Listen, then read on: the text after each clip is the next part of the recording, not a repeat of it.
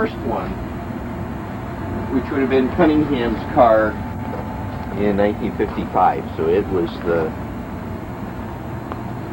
body number, I think.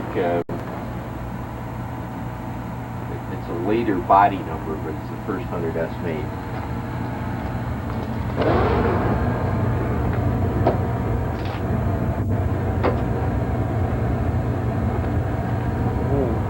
Did they all have that? Mothballs. What's the question? Did they all have a windshield similar to that, or? Yeah, this was the original configuration of the windscreen. No windshield wipers, of course. This wheel is kind of unique in that it has double the number of pieces of wood. It's smooth, whereas all the other 100S steering wheels had like finger serrations back here, and they only had one piece of wood that went all the way around. So this has double the number of rivets in it, but it's basically a 100S wheel. Kind of hard to gas tank with parts.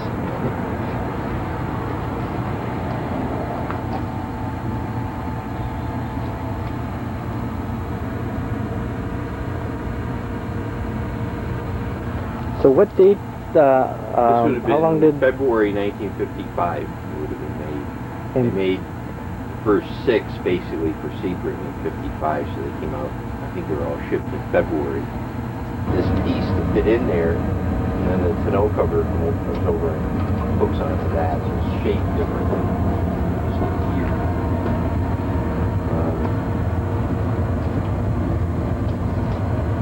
the grill's in good shape, though, isn't it? Yeah, it's actually, looking at the car itself, it didn't wear, but really, all this was more or less when the fellow had it in Ohio and stored it. He did more damage to the body in storing it than it actually did in racing. 104s, because they were 4-bolt rear ends. You could get the Alpines for the older Healeys, but you couldn't get them for the BN. This is a one and only type of car.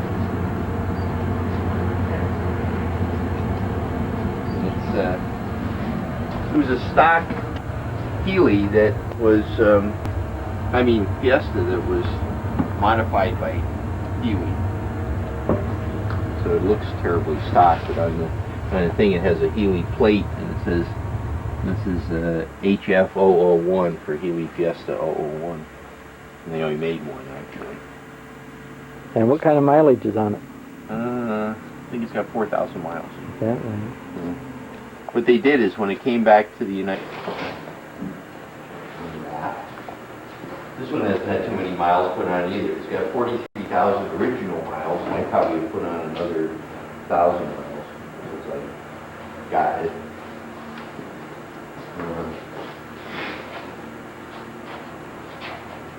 The only thing I put on is the wind wings, which are kind of period pieces with those.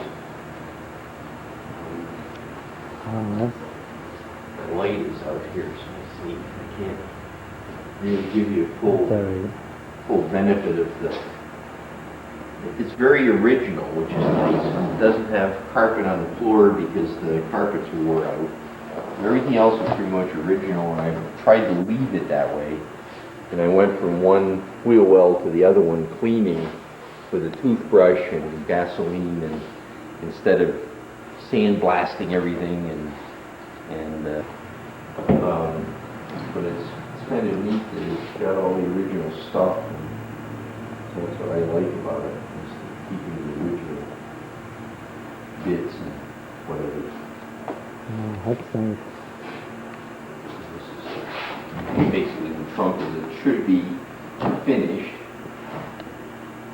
Now, which car is this now? This is the Cooper, Jackie Cooper's here. Oh, gee.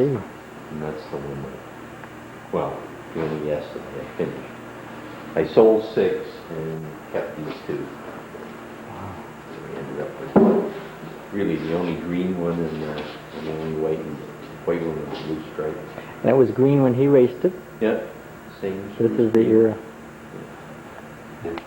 Seeing if I would get rid of his of the filler cap to him is, I'm sorry, it's original on the car, so I'm going to leave it.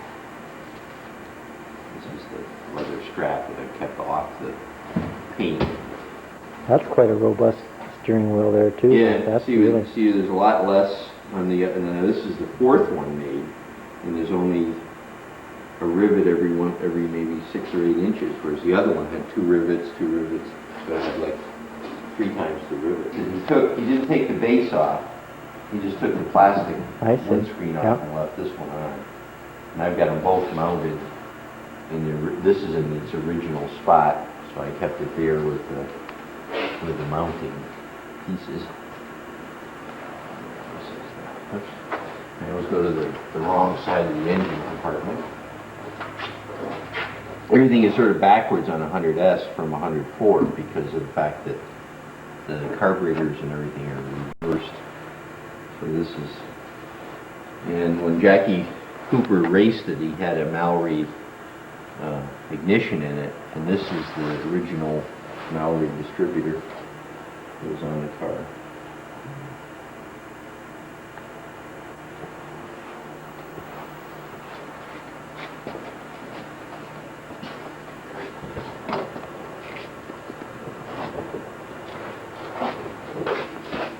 To these, and this one has 1,000 miles on it. 66. In 1966. Well, actually, in 65 they made 3, and in 66 they made 3. So this is one of the 66 cars that raced. It's called a LeMans coupe, but it really, this one I think went to Sebring, not LeMans. But it could have been like a spare car for Sebring because it wasn't raced there, as far as we can tell. Right?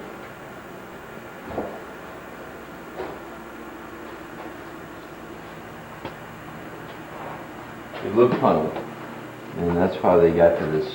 This is the oil reservoir. It's a dry sump. So it's gee, the Cobra guy might have wanted that for his gas tank. Yeah, yeah. And the dust is all Great Barrier.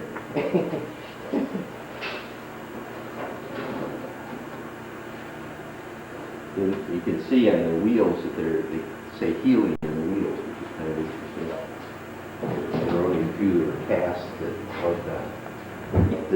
We'll pick up some of these. No, but that's the way to do it. They only made 4 of those. At Sebring in 1961, they took 4 bug-eye Sprites and they cut the body off of it, and they made a fiberglass nose and rear end, aluminum doors, and they cut a lot of the inner wheel wells out and things and put aluminum pieces to 61.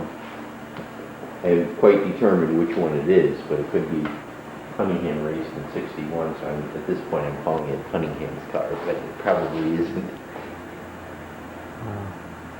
That's the frame upside down you were talking about. Yeah, that's rolling around. My son and I got into a big disagreement because he does, which is the California car, which it didn't have its rear fenders. I'm trying to fit. I had an extra 100S fender, and the problem is that it's got a crease here, whereas the earlier Healeys didn't have creases in the fenders behind the wheel well. So if I can salvage that fender. With body number 24, then this was the first. This was the first production car, and it then ended up in California. And I don't know how it. I haven't written to British Heritage to find out why it ended up in California. And it was pretty trashy. It was advertised in Hemmings News, but when I bought it, and it's pretty well gone. There's a lot of rust on it. The rear fenders are gone. I bought that one from John Peters, but again, it's a BN2 fender, and it was remanufactured. And some of these aluminum remanufactured panels don't fit as well as the original pieces. And that's why you can save the original stuff, you're better off. But this would be very similar to number 14, with the exception of the hood would be a louvered hood, of course, this is not correct. Gave that up, and I'm not sure at what point, because it was more expensive to do. So then they just started stamping them out, one-piece dashboards. To have the correct adjustable steering wheel, which 14 does. And they were a lot fatter because the seats didn't adjust, only the steering wheel. So that the bigger area on the dashboard was opened up to accommodate the adjustable. Now those are unique wheels. Those are the Alpine. These are Alpine. These are the later ones. The earlier ones, the Alpines, the later. This is the later version of the Alpines.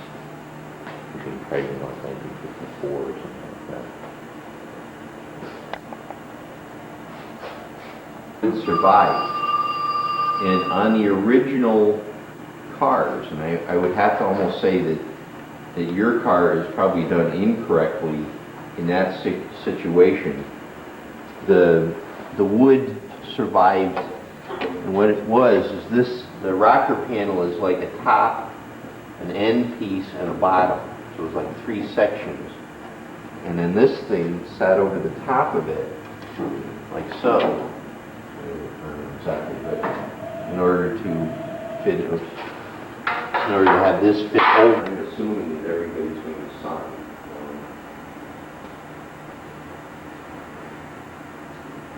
Yeah.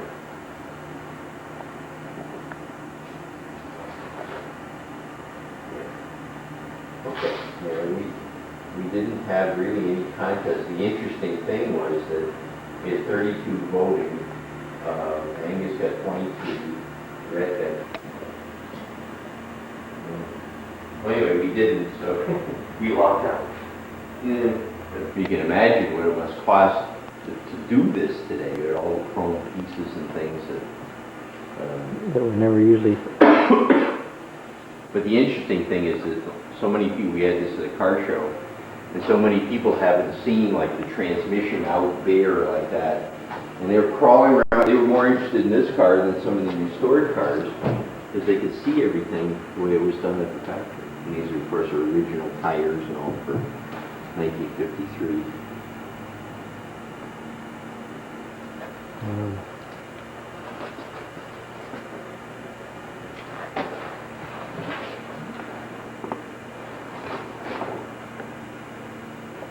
With my, with this 104, if I can find some historical significance.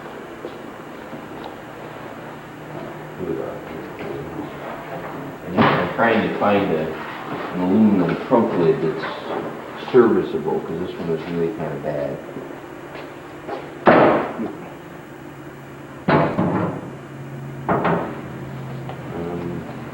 But it had a lot of the original stuff with it. This, for example, the pipe is smaller diameter, but it's the same cap that goes on it. So there were little differences that they did on some of the original cars, I guess. And what they did is they stamped, and this has 24 stamped on it. So the cockpit surrounds were all numbered to the cars that they went for. And I don't know why they did it, other than they put the cars together.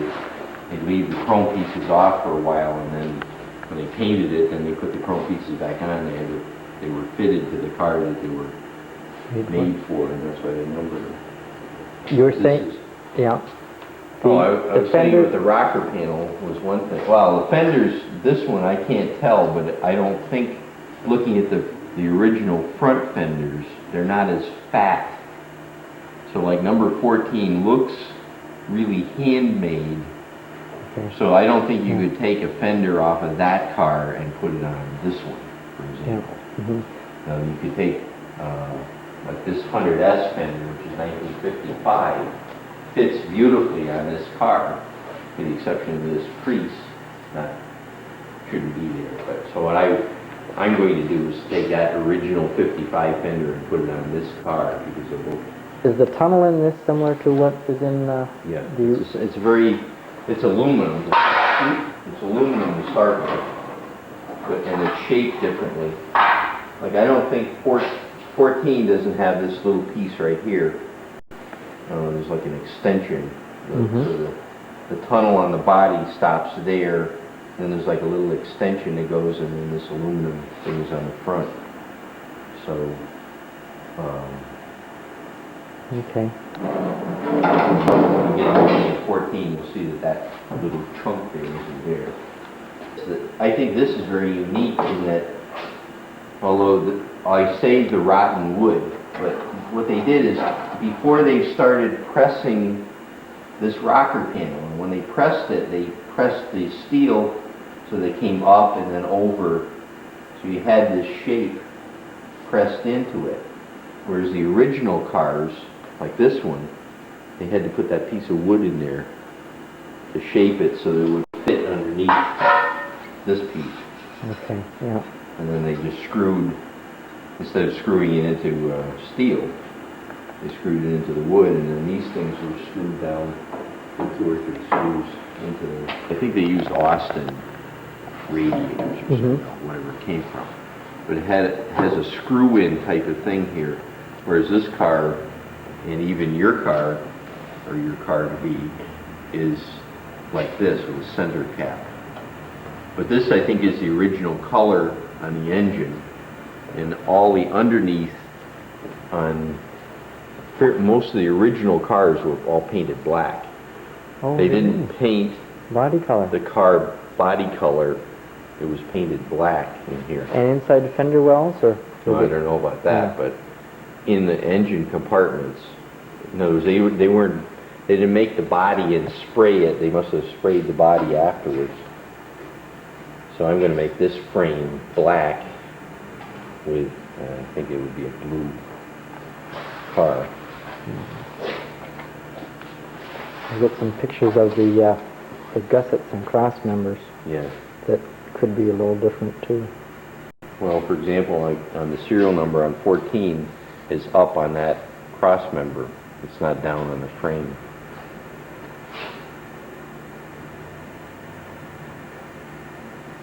Now, are these carburetors have been changed? Are these larger Yeah, size? these are the LeMans. This has a LeMans kit on it as well for some reason.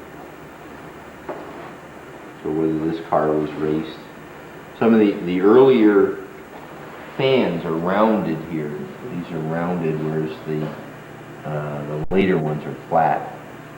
So that tells you it's sort of an earlier car. I can't remember what the serial number. Yeah, there was one there, and that's the body number. I think it's on your car. It says JW for JM Jensen Motors 14, and this one says JM 24. But the serial number on 14 is up here. Where is it, Bill? On the 14? Up here on your. Oh, I see. On the Here.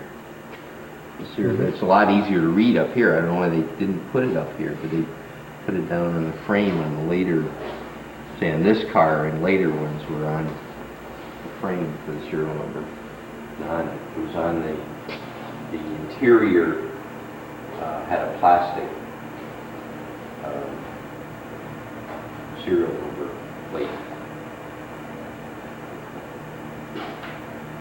Now the front apron was off of this car as well? Yeah. Actually, this is not the original shroud either. It's from a very early car, but this one was pretty well smacked.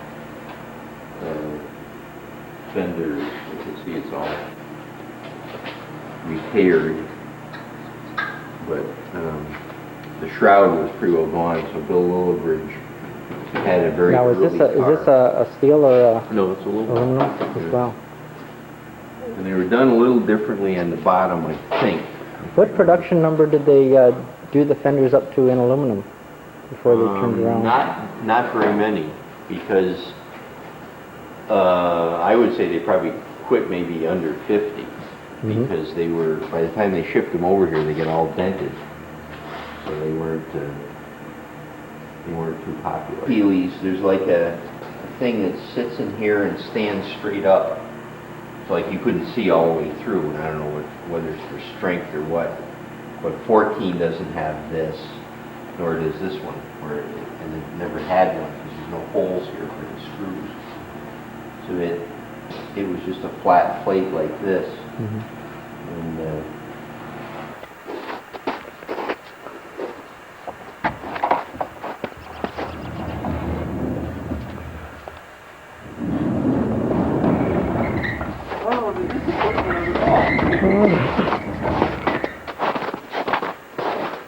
he is. Oh. Now you can see how the fenders are a lot fatter. They're actually in pretty good shape. And the doors, this is the side of the latch on it here. There's, see how it's much thinner? What's it really? The bottom is broken, but you've got 90% of it. Make some. Yeah, that's good.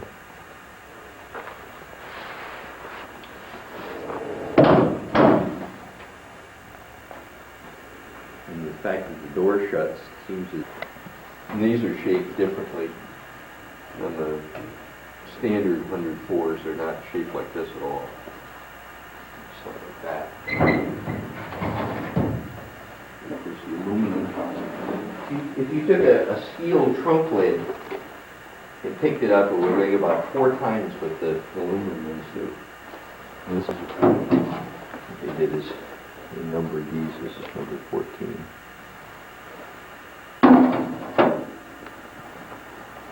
And that's where they put the battery in the back here.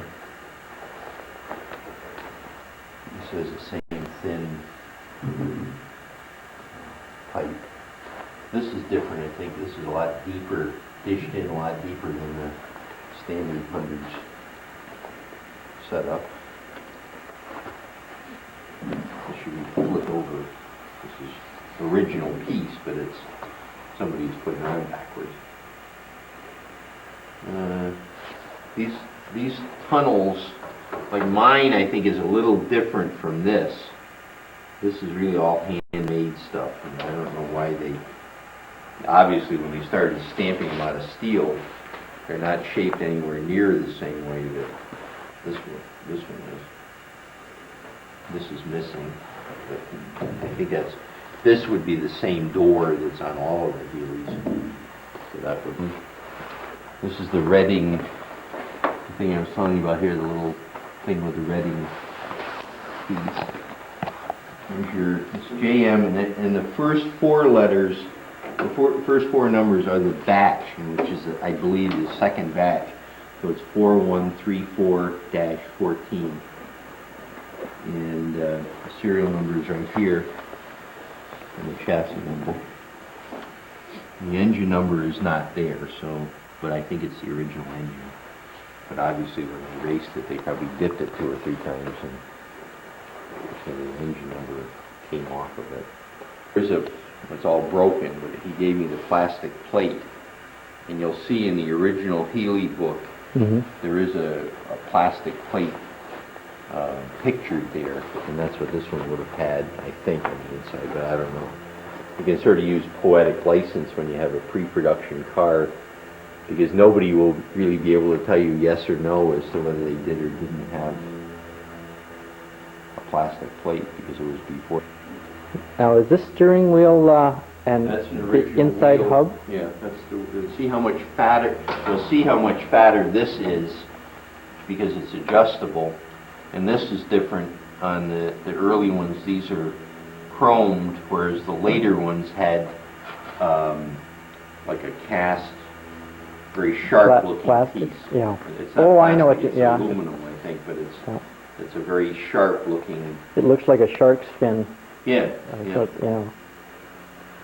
Now the panels for the insides of the doors, would they? Maybe vinyl. Yeah. And they'd be comparable to anything else that you know. I would think, again, unless you had a picture of maybe a pre-production car, and you might want to say speak with Don Pay, because his was partially original anyway. Now these are aluminum doors too, you gotta watch. gussets or whatever you'd say Yeah, yeah. in the floor. So it looks like it just went flat in. Like this here, it could be a replacement rocker panel, but I honestly don't know. But I would think that this would have been made the same way with a wooden piece rather than the...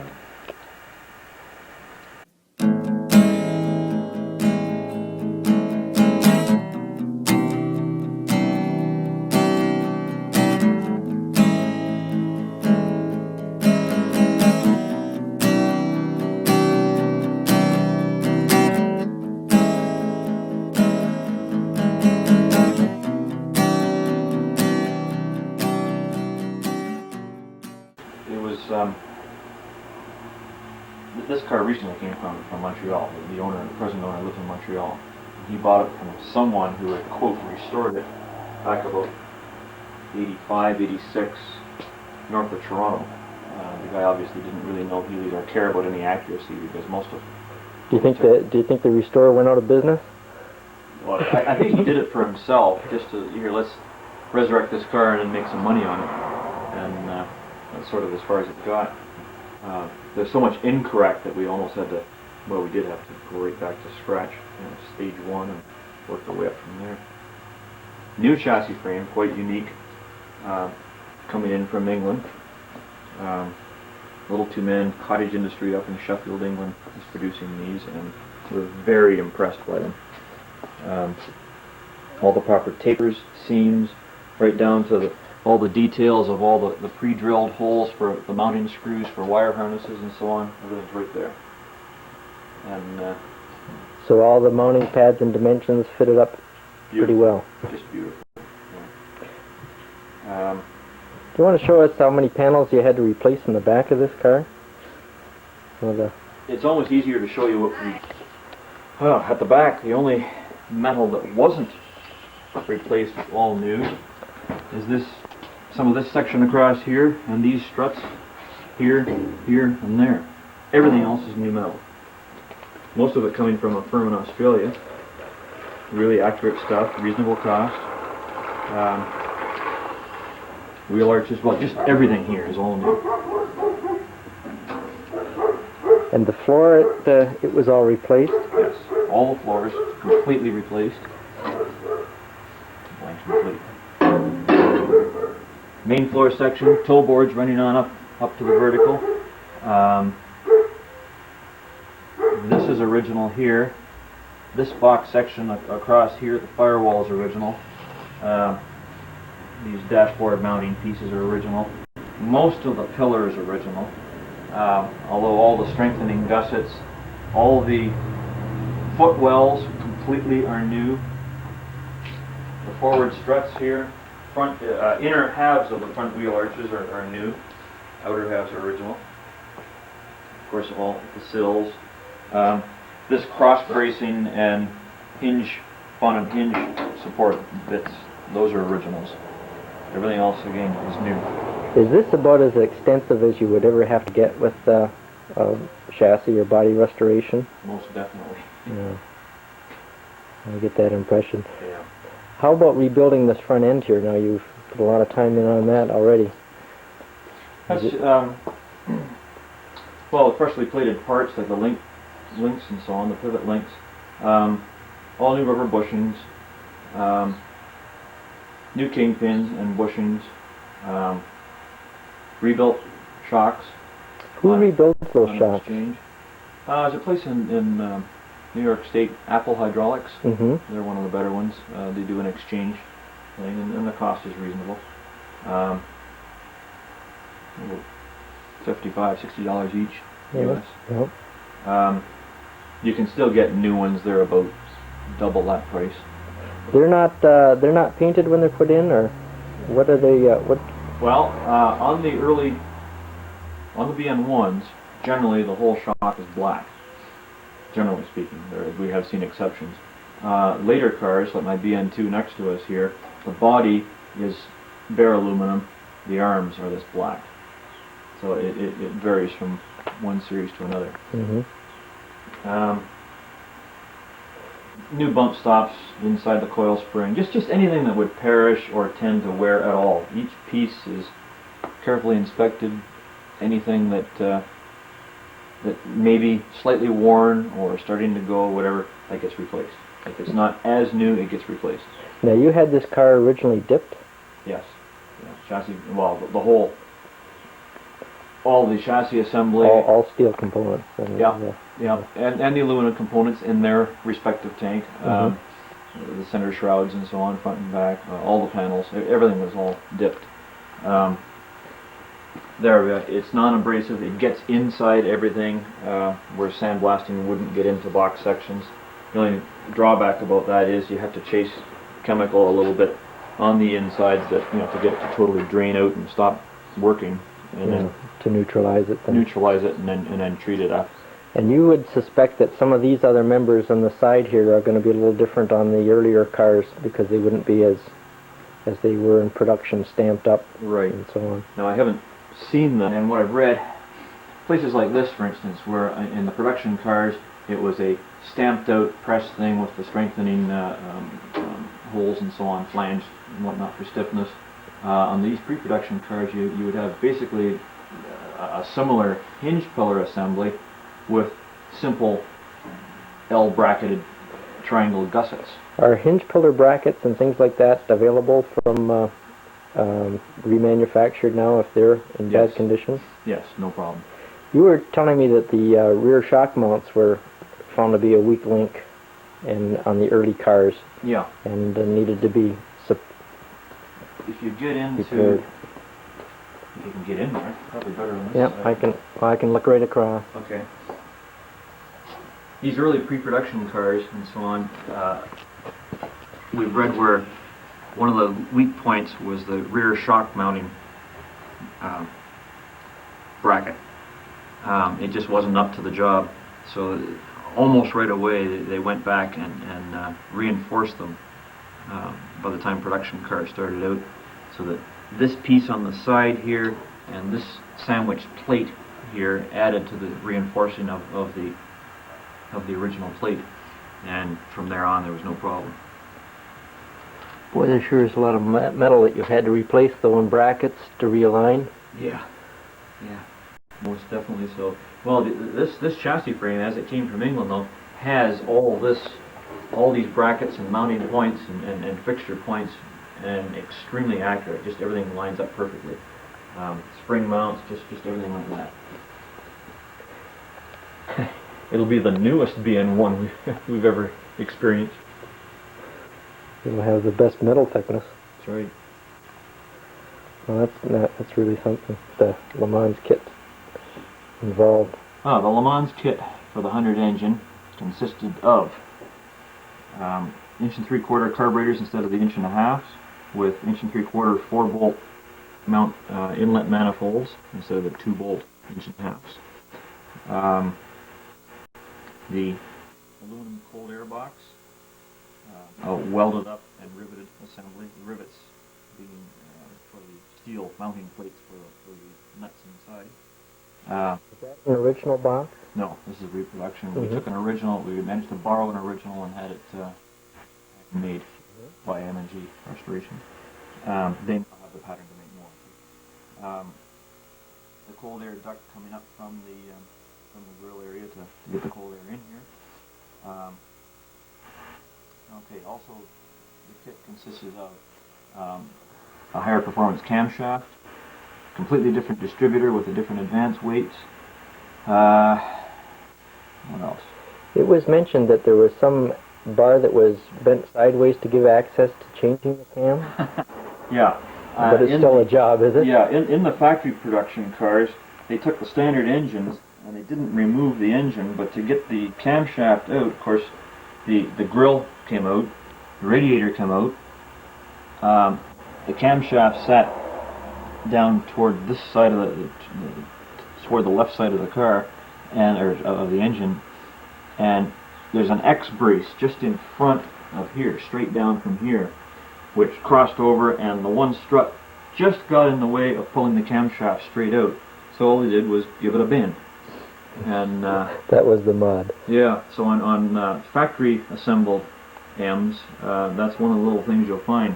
And the funny thing is, I've seen people go to great length to try to straighten and fix that bend in there, thinking it shouldn't be. Another thing that they did to clear this cold air box with the vertical strut for supporting the edge of the shroud here, this bracket dipped in much deeper, a good, I don't know, almost 3 inches to clear, as opposed to the one on the other side, which is just a thin flange, and then there it is.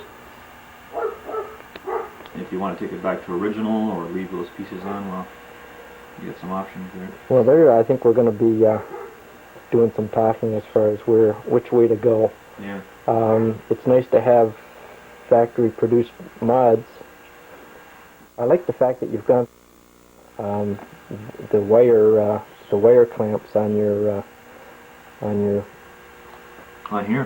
piping and that. Yeah, they aren't as effective, but they're Well, as a more matter of authentic fact, they're far more effective than what was originally fitted. What was originally fitted on the top and bottom radiator hoses was this type of a clamp, a band type clamp that you wound up, and you just can't get sufficient pressure on it to. well, it's like a turnbuckle, is it on it? Yeah, On it, yeah, almost like winding up a key of a sardine can Yeah. as it tightens. And I want to drive and use this car, so I opted not to use those truly original type and went with the next series, which actually didn't come in until the 106. In fact, not even the first of the 106s, and a much more positive seal. I think. Was all that wiring normally exposed like that as much as what there is on the... They didn't have housings or that. They went to open fuse blocks and so on. Yep, that's as you see it. It's quite a pattern.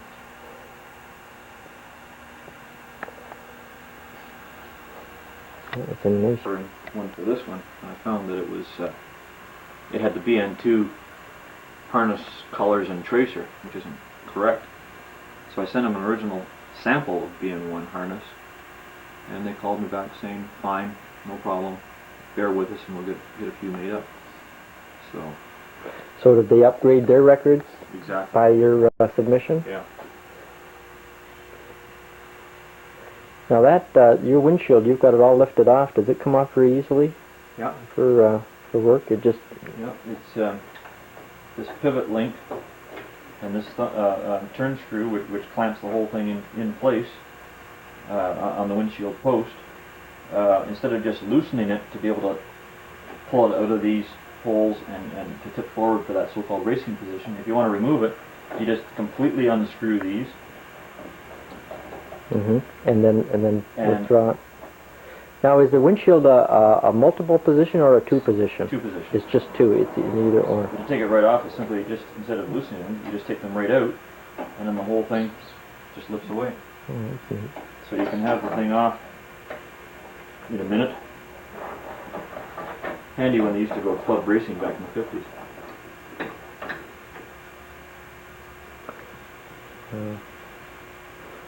And handy when you want to get it out of the way to do some work. That wasn't too bad getting your transmission out of there, though. That tunnel does give you pretty good access. Right.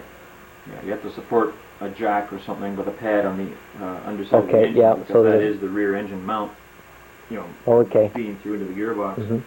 So you have to support that underneath, and then I drop my chain falls straight down, and I put a blanket over here because it won't rub it, but it's very close. Straight down and wrap a small rope or sling just about at the front of the overdrive, back of the gearbox, front of the overdrive, and I find that's just a nice balance point. When you get your bolts all undone, you can take it up a couple links, just lifting the tail end off the floor there, pull straight back, and you can literally take the back of your hand on the Tailstock? on the tail flange, and literally just take it and just pivot the whole thing, Oh, gee. and then let her down on the floor and undo everything, and then lift it out. This trim that goes around the doors and that, is that refurbished, or did you buy new replacements for that? Well, you can buy new replacements. I don't know how good they are. I haven't seen them. But these are all the originals. They were quite chewed up. Were they in that good? I was going to ask how you... They were pretty poor. And there's a place in Toronto called Healey's Anodizing. That's all they do, is in minor repairs and work it all out and smooth it. And then, of course, it's anodized, and that's what gives it that nice satin finish. and it won't corrode again. Piece off here, obviously, just doing that lifting work. Now, is that mirror is Just turned around backwards to keep it out of the way. but it's character, yeah, it's Yeah. that's it's quite common then, is it? Yeah, very. And the windshield washer bezels, they're chrome as opposed to body color. On the VN2s, Uh-huh. which this is, VN1s, they were either body color or left raw aluminum in that case. Okay. And they're smaller. The whole wiper assembly for the VN1s is entirely different in that they're, Oh, is it that DR2? they don't self-park. motor, yeah. You gotta yeah. time it as it comes over, you hit the switch on and they park.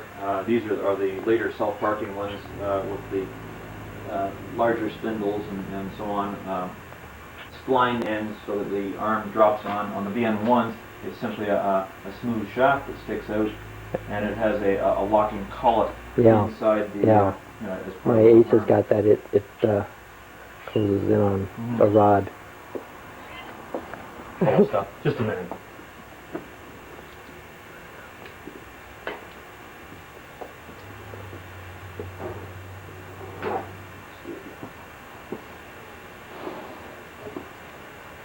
Mm. That's good.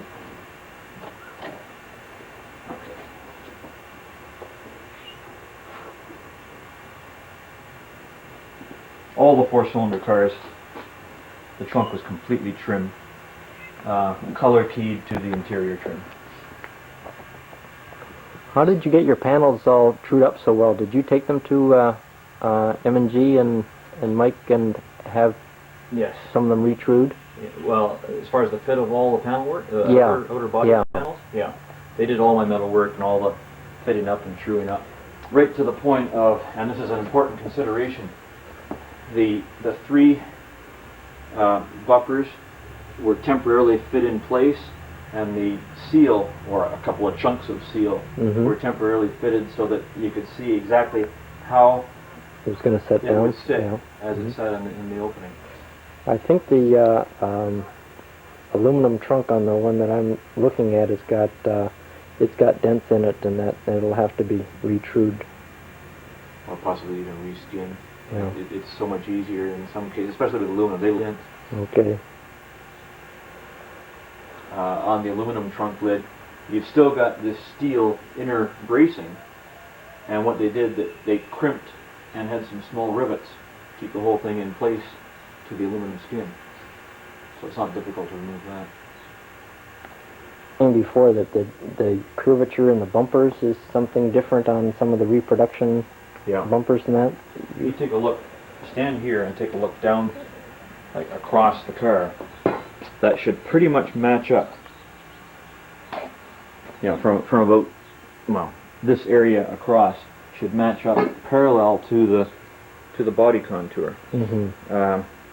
You buy a reproduction bumper and it's got a bit of curvature, but it's still much too flat. So what happens is, I'll just step in front of you here. Mm-hmm. What happens is, with the number plate lamp mounted on the inside of the bumper, if it's too flat, first of all, it ruins the look of it, and your number plate lamp is virtually almost into the body. Yeah. You don't have that proper Oh, clearance. I see. Yeah.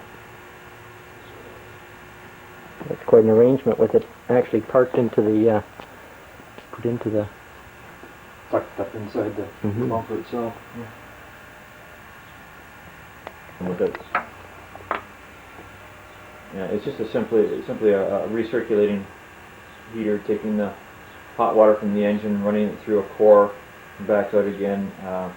The fan in there, just pulling air through the core, which is a round core, and shoving it out through openings closer to the passenger compartment.